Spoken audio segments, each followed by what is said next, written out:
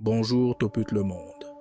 Je suis content de vous trouver sur la chaîne Sans Frontières pour une vidéo de l'information. La plus haute diplomate des États-Unis aux Nations Unies, Linda Thomas-Greenfield, s'est rendue en Haïti, un pays en proie à de multiples crises, cette semaine, où elle a annoncé des dizaines de millions de dollars d'aide humanitaire et sécuritaire, tout en soulignant la nécessité d'organiser des élections pour établir de nouveaux dirigeants. Mon message pour eux, nous avons un travail à faire, il faut le faire. Et notre travail est de nous assurer que nous conduisons le peuple haïtien aux élections, mettre en place la commission électorale, la faire fonctionner. Nous voulons la financer, nous voulons apporter soutien et conseils, mais nous devons le faire. Haïti n'a pas eu de président élu depuis l'assassinat de Jovenel Moïse il y a 3 ans et est sans parlement depuis qu'il a limogé la plupart des législateurs dans un tweet en 2020 et a commencé à gouverner par décret.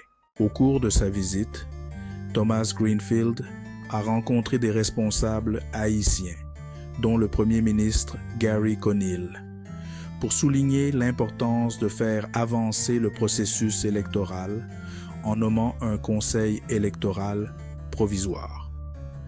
Malgré les secteurs se battent entre eux pour trouver un représentant pour le CEEP. Si nous commençons à voir qu'ils ne progressent pas et qu'ils ne mettent pas en place la commission électorale provisoire, qu'ils ne conduisent pas aux élections, nous allons les critiquer pour cela.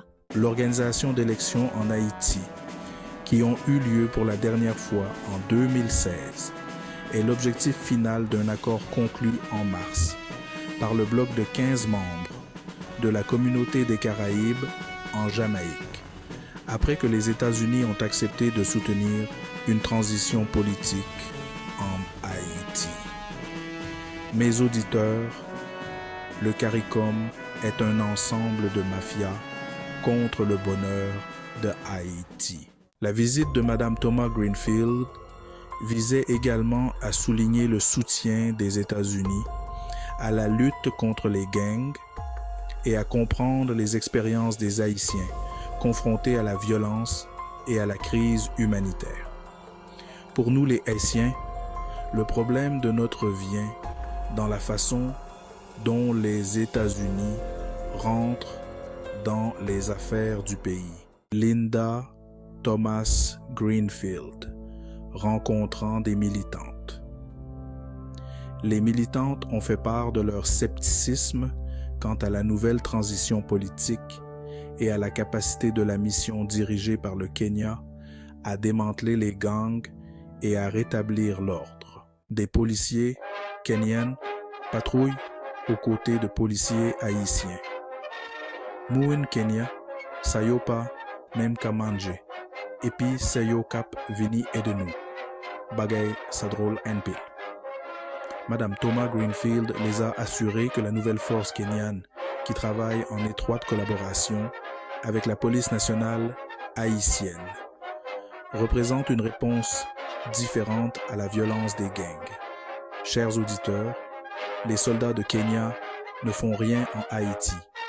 Ils restent dans la base, manger, boire et chercher les richesses dans le sous-sol du pays. Scène d'Haïtiens se déplaçant et recevant de l'aide humanitaire. Avant de quitter Port-au-Prince, Mme Thomas Greenfield a annoncé une aide de 60 millions de dollars de l'Agence américaine pour le développement international, afin d'aider Haïti à faire face à la crise humanitaire, ainsi que des véhicules blindés supplémentaires pour soutenir la mission de sécurité.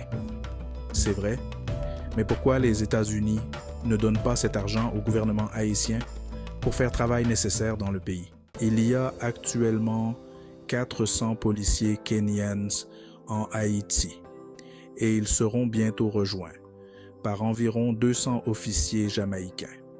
À terme, la mission devrait compter environ 2500 personnes, les États-Unis étant le principal contributeur financier.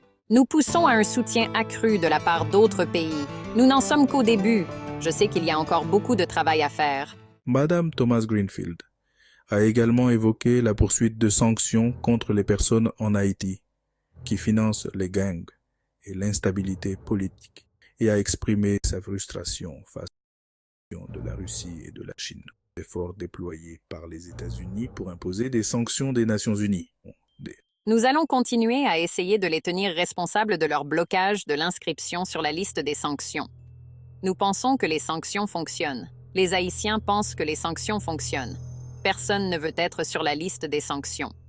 Alors qu'Haïti traverse cette période difficile, la communauté internationale suit de près, espérant un avenir de paix, de stabilité et de progrès démocratique.